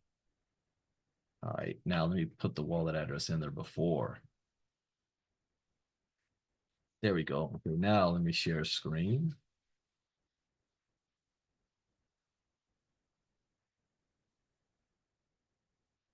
Okay, so here's another wallet address.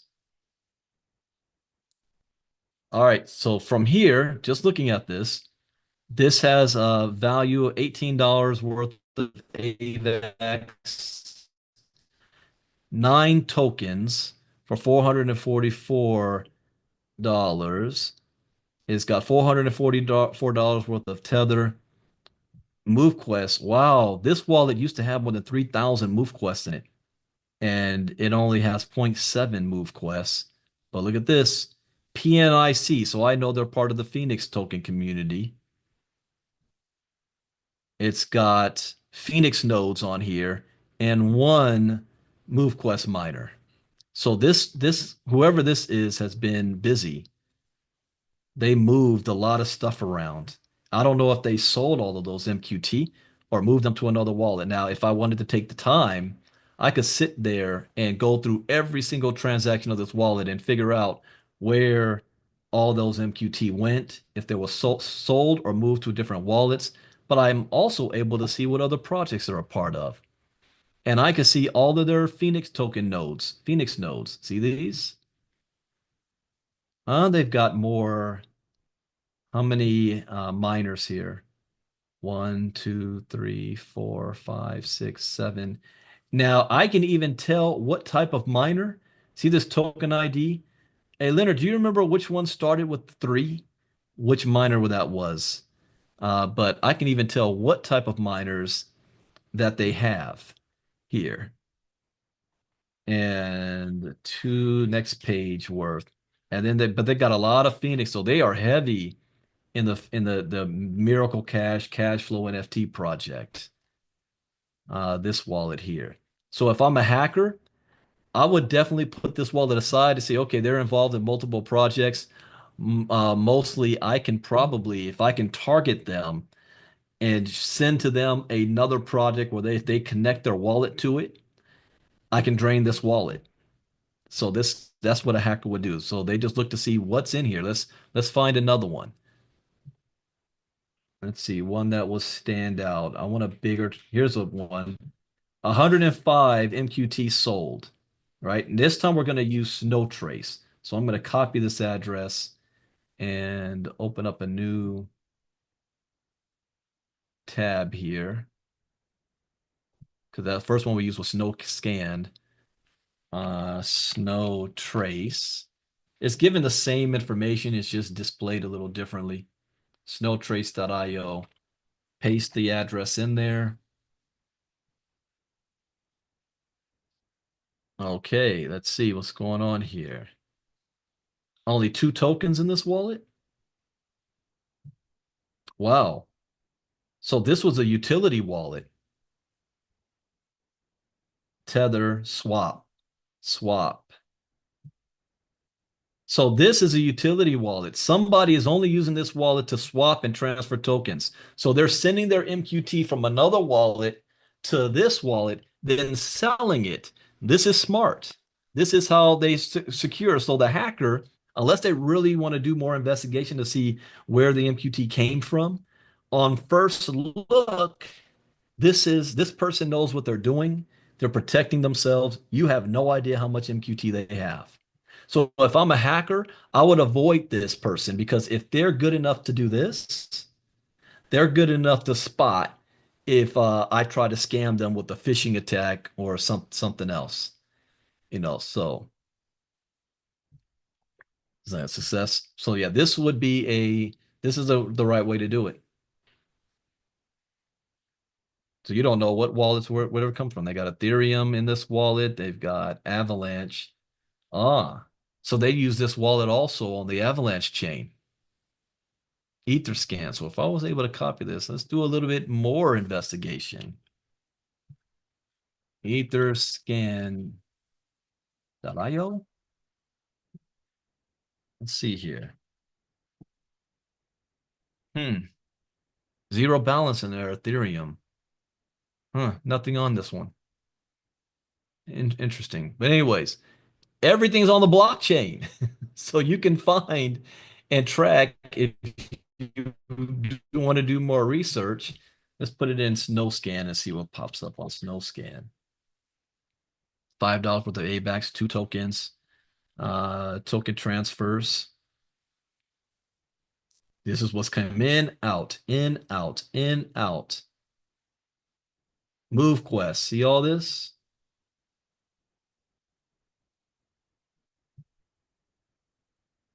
Claim. They've got miners on this wallet. Why isn't it showing it up here? Let me see. Let's see my NFTs. Yeah, here they are. Here's all their miners.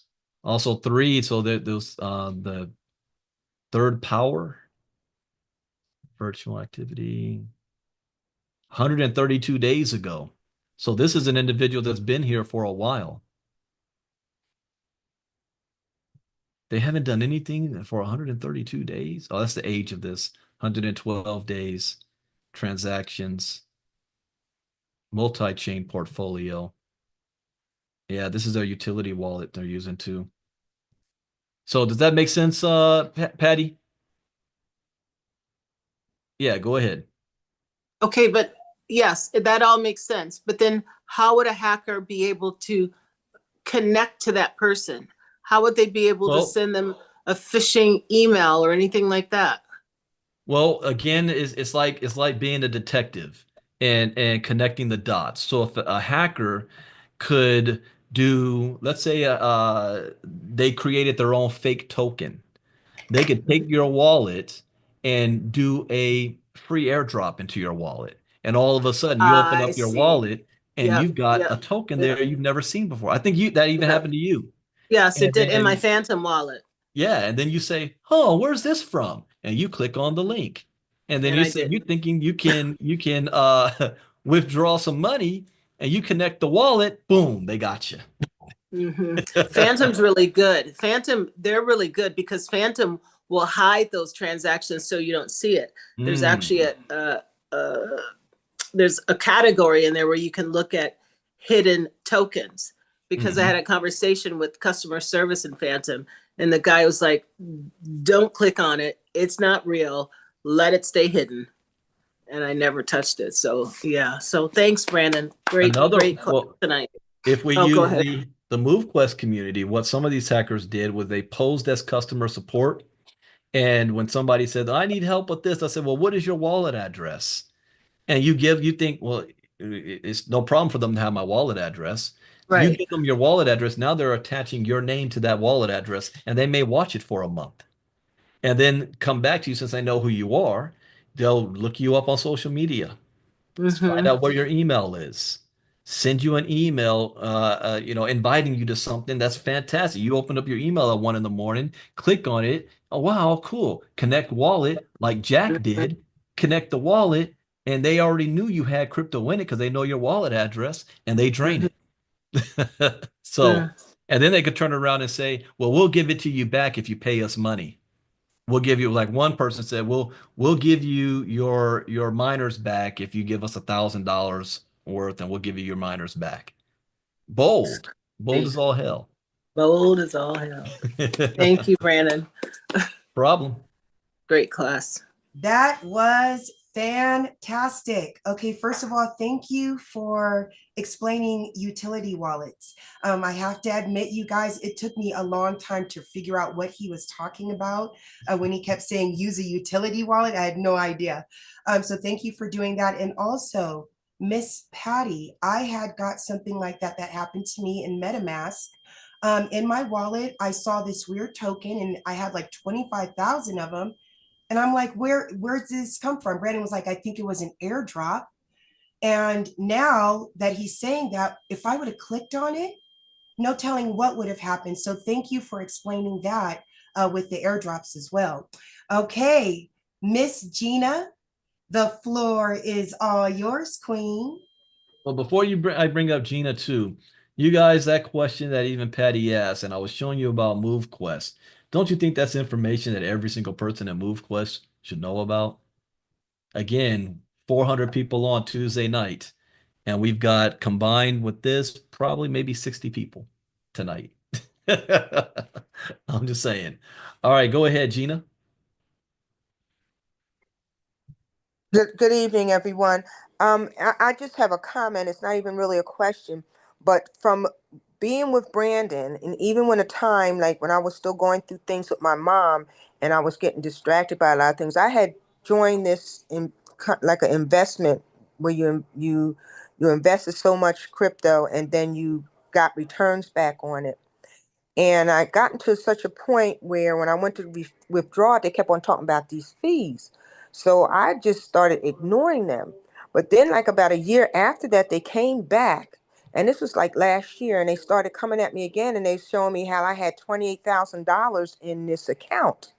But they kept wanting me to send these fees, these Bitcoin fees to the company to release my money. And it was like thousands of dollars, like $2,000. And I kept on saying, well, why do I have to pay that? Why can't I just take my money out? Well, this is the fees you got to make. They're going back and forth. And then finally, I had stopped talking to them. Then they came back at me again, like about 6 months or so later. And they kept saying, ask me about the fees. Oh, now you can get your money out. Da, da, da. But then they kept coming up with these fees. I said, well, how about this? How about y'all pay the fees? And when I get my money, then I'll reimburse you. So they was like, they kept hemming and hawing. Then one guy was like, that I was talking to, he was like, I guess it was a guy who was like, well, I'll do this much, but don't let the company know I'm helping you pay these fees and so forth and so on. And I'm like, then he wanted me to say, then they came at me at like, um, get a Coinbase account. And I'm like, okay, I already have a Coinbase account. So then they want me, so I just took a screenshot because they want me to screenshot. I took a screenshot and showed them I had a Coinbase. Then they want me to go into my wallet. And I'm like, no, why am I doing that? So finally, I just blocked them and stopped doing. I said, you know what? $28,000 ain't worth me going through all this shit. So I was like, nope.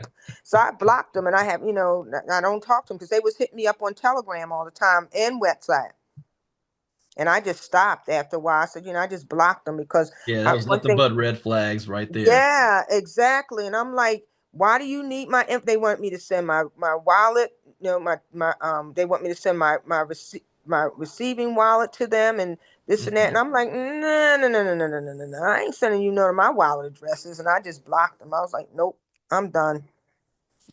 Yeah, but that's There all you I want go. to say. Yeah, I thank you for the things I have learned, even though I have gotten really, really kind of slow, because of dealing with my mom and taking care of her.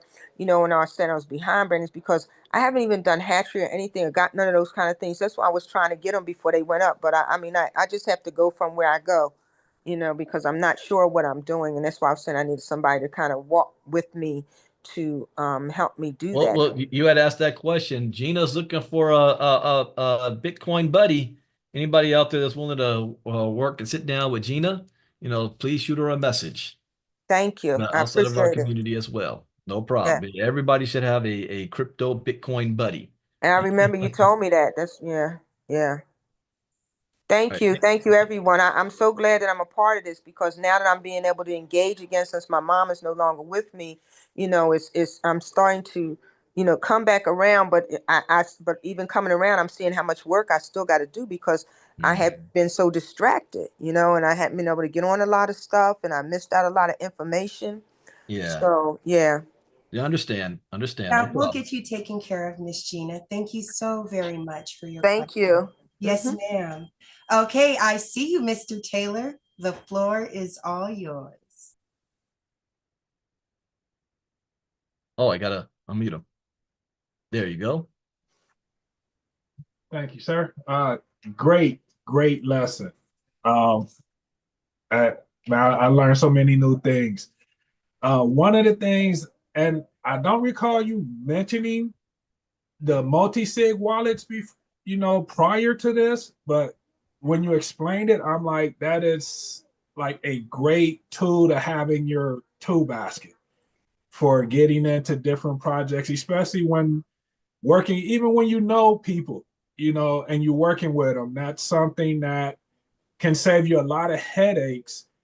Like your girlfriend or fiance, you go into something and you have a joint account, and then all of a sudden, things happen and somebody starts taking money out, this, that, the other. But that is something with crypto that can save you so many different headaches down the road with anyone. But my question, where are those type of wallets, or how would you find a one, multi-sig wallet? multi-sig wallet isn't for non-custodial use for yourself. Multi-sig is for custodial wallets for big organizations like Coinbase and Binance and exchanges where their custody millions, hundreds of millions, even billions of dollars. You don't want to have one owner like CZ, the only one, or Sam Bankman-Fried, to have access to all those tokens so that he can run off with it at any given time. So what multi-sig is where they'll have different member of the board or a lawyer representing the company. 3 different individuals has access. So if they need to move money around, all 3 have to be in agreement to do it at the same time. So if the owner goes crazy and wants to run off to Brazil with his girlfriend and $1 billion of everybody else's money, he can't do it. So multi-sig isn't for you as an individual. But if you're going to be using a custodial service, that's a question you'll ask them or look to. Do they have multi-sig in their wallets? If the answer is no, that's a red flag that you might not want to do business with them. I hope that makes sense, Kenny. Yes, sir. So in that case, even let's say you open up an account with Chase. Does that protect you from them doing anything with your wallet or holding your wallet or anything like that? It's protecting Chase from hackers, scammers, and protecting you from if Jamie Dimon decides to run off with everybody's money. Okay. Just like what happened with So he can't. Quadriga CX, because I still don't Right. believe Okay. that dude died. Where they say he died in India and didn't report it for a whole month, and his wife is like, "I don't know anything." Yeah, uh-huh. But So they said they had multi-sig and they didn't. so they can stop you from, like, Coinbase stops trading or anything, can stop you from accessing, but they can't access it. Yeah, they won't be able to withdraw it. In other words, you need the other 2 people to be able to withdraw it and move it from one account to another. Okay, so that's something still like to keep in the back of your mind for future reference. Absolutely, All absolutely. right, all right. Thank you, sir. No problem. Thank you Now, so much for that. well, real quick, I have one more thought on that, Marnita. Let's say you decide to create a family trust, or you might have a trust, and you want to leave crypto for your family or your relatives. You can set up the requirement to create a multi-sig wallet for your trust, for your family and your legacy. So you can do something like that too. But that means that's not a wallet you're accessing. You're just moving crypto into it, and you're not really pulling that sucker out. All right, go ahead, Marnita. Okay, thank you so much for that, Mr. Taylor, and thank you for that phenomenal answer, Mr. Ivey. Miss Muhammad, Gina, I don't know if you saw, Miss Patty Geis stepped up and said that she would be helping you. Miss Geis, I want to say thank you so much. That's exactly what this community is all about. We totally appreciate that. Okay, next up, Miss Rita Burchard, the floor is all yours. Hello, everyone. And I'm so grateful to be a part of this community. And I don't want to correct you guys, but it's Broussard. And Broussard. Broussard, yes. But I actually took it off. If you notice, I've taken it off because those scammers have been on me. They come through my text, they come through my Telegram, through my email. I get random phone calls from random countries. I got calls from Cuba yesterday and today. So they did exactly what you said they did. Like look you up on social media, and they have been on me. So yes, I'm glad to be learning this because, just to have been blindly putting money into crypto is what I was doing before. Got lucky a few times, but now I'm actually strategically doing things. And because of this crypto education, um, I'm able to maximize my gains in through MoveQuest and like I said, the Ondo. I bought that yesterday, made some money on Ondo. How Just to much did you figure make on that again? What do we go with? 9% or 12, it was 20%? 12.5% in one day. But yes, just knowing how to handle, be safe with my different crypto wallets. And thank you, Patty. Patty introduced me to this community. She actually invited me to a 5-day challenge probably 2 years ago, and I came to a few, but it wasn't until like last February when you interviewed Lynette, and it was that project that got my attention.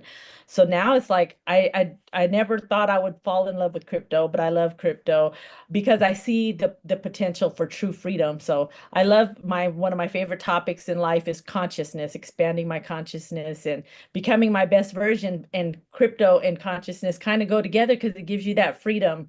And I don't know if anyone else knows this, but the universe speaks in the language of mathematics. So I'm not, I'm not Lynette. I'm not a what do you call what's her calculus. I'm not a calculus expert, but I love numbers. I love handling, money. I used to work for a bank mortgage industry for 14 years.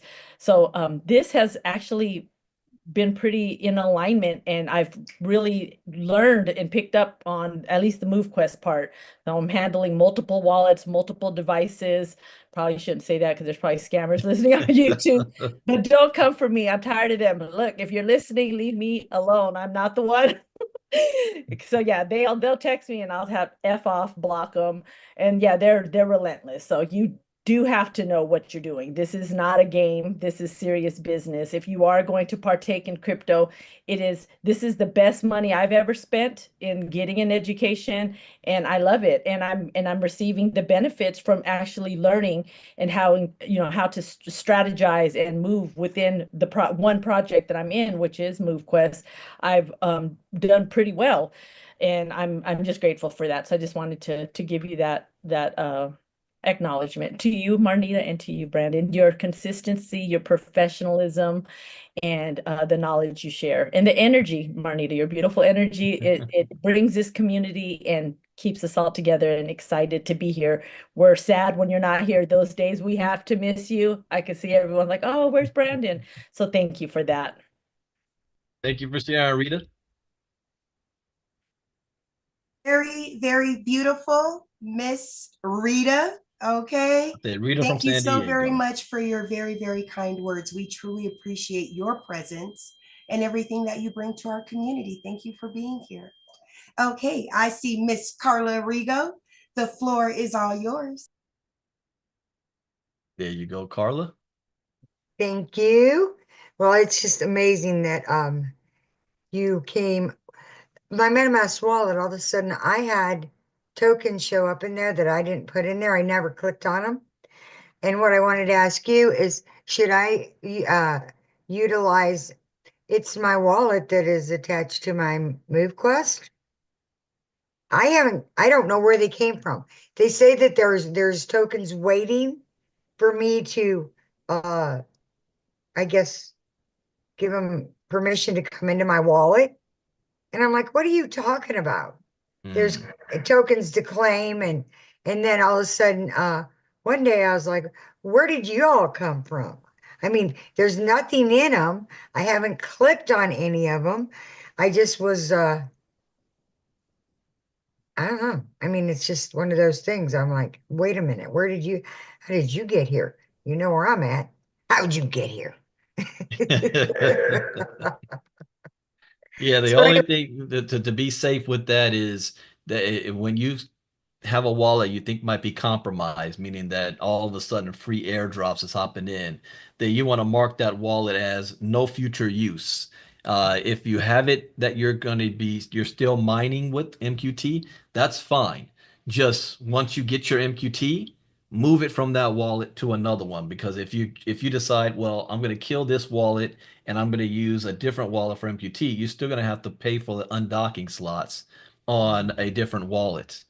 So that wallet you've already paid for. So just don't use it to store your crypto and don't click on anything on it. Okay, And so you'll it's still be good. It's good. hooked up to my Move Plus. I can't put a different wallet on there. I Well, have to if you start. do, you're still going to have to unlock more mining dot slots. So if you want to pay the couple $100 it's going to cost to unlock more Okay, docking slots, all right. but That's what I needed to know. you're not in danger. So just make sure if you're going to continue to use that same wallet, that's fine. As soon as you claim your MQT, just move your MQT from that wallet to a different wallet. Don't store your And the MQT and on the that same and the wallet. miners are moved to a different wallet also. Right, but So just no, yeah. If you do that, whatever wallet you're moving it will not the wallet you have it docked to from your miners. If you're working it and it's well, no, docked, I'm working it, but the hatchery, yeah. when I acquired my new little buddies, you Hmm. know, I don't want to Oh, put my those, new yeah. little Move those miners buddies. to a different wallet. Yes. Yeah, I got that. All right. I just want, well, you can call them whatever you want. They're my buddies, but okay, that's fine. Thank you very much. I just was like, okay, yeah, you get it. I Hmm. love you guys. Thank you so much. I appreciate the whole community. And I can't wait to be a little bit more crazier and blessed. Thank you, Carla. Thank you, Carla. We love you too. Believe that. Okay, so Mr. Ivy, I have a question for you because now you done scared me half to death. Okay. So there's a couple of things going on in MetaMask. Let's talk about this.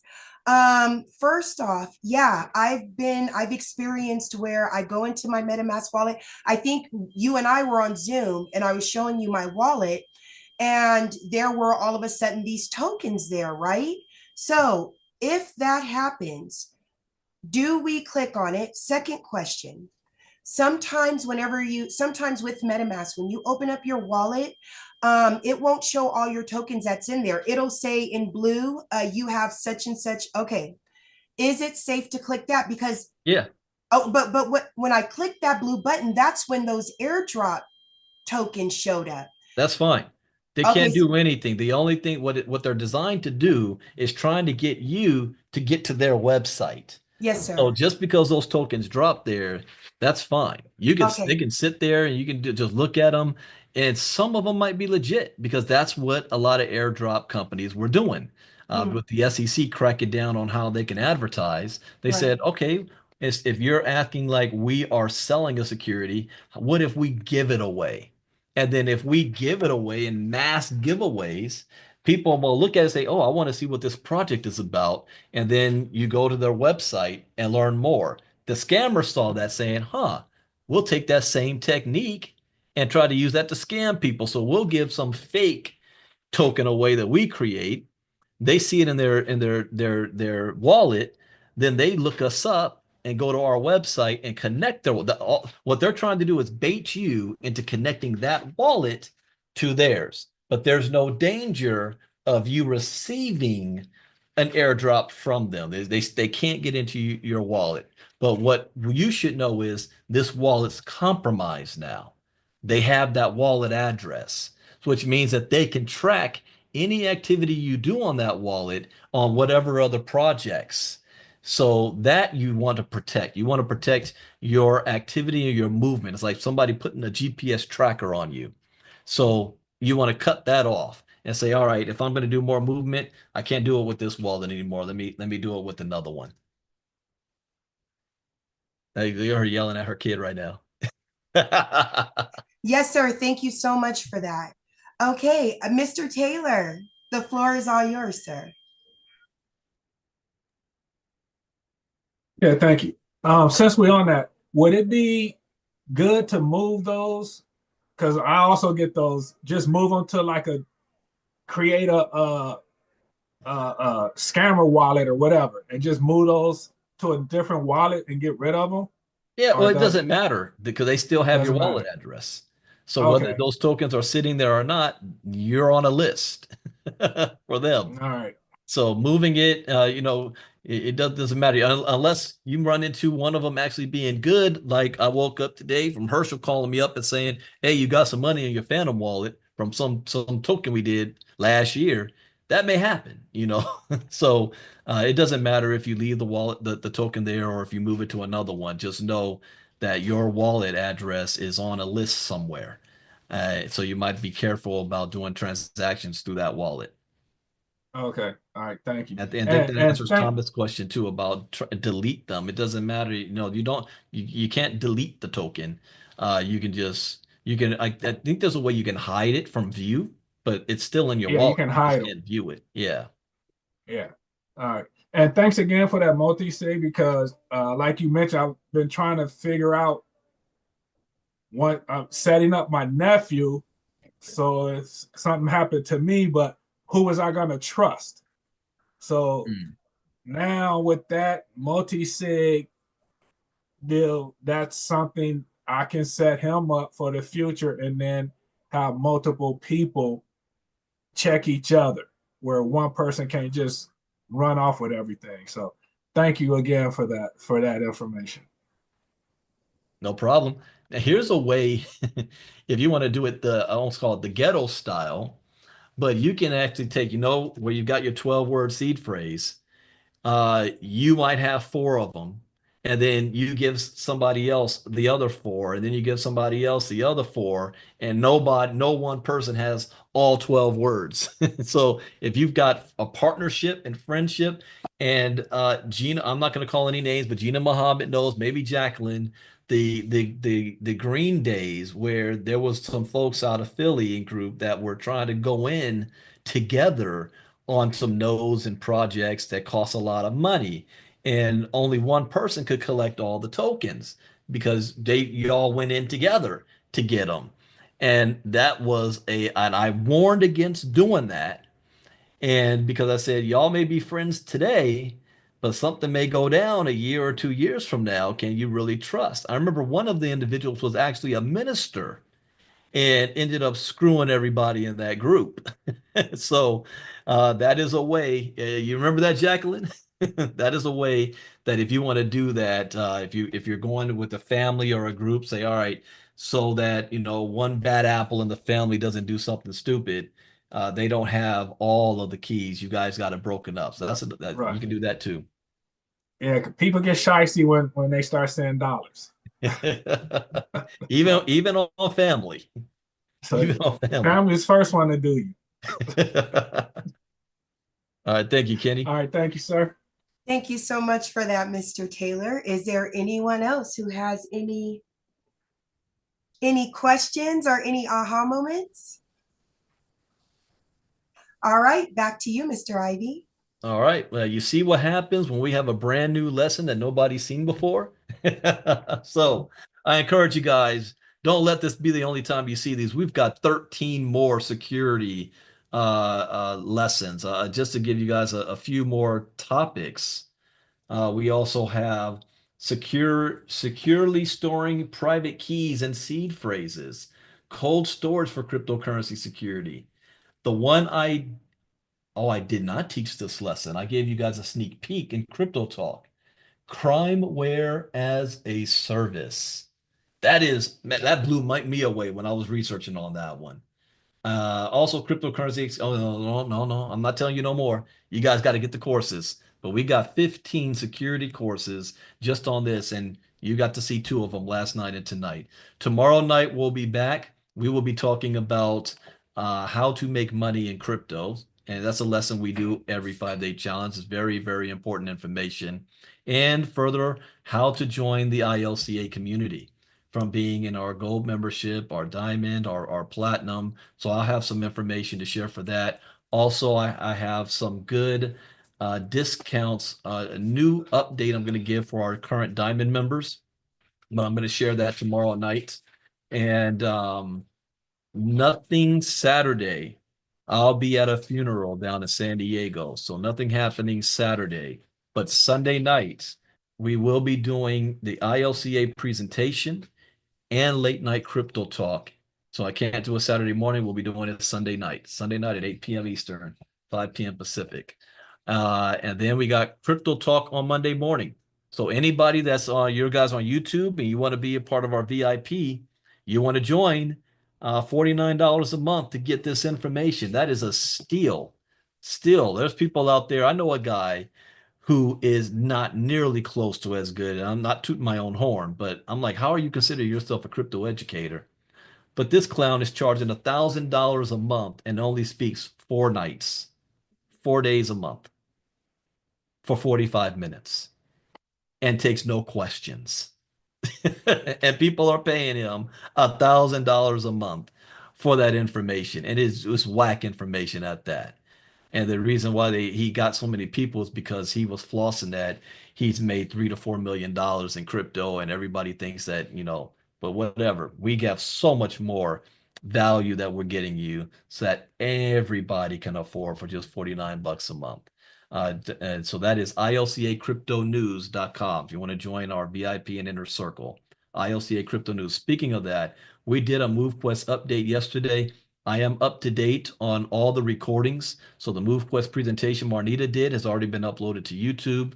The private training we did for the Inner Circle is in your back office on the membership side for the Inner Circle. So that's up there. It's called MoveQuest Update Training, January 29th. That's already been uploaded. And the only thing I haven't uploaded was this morning's Crypto Talk because it was still processing. So that'll be up by tomorrow.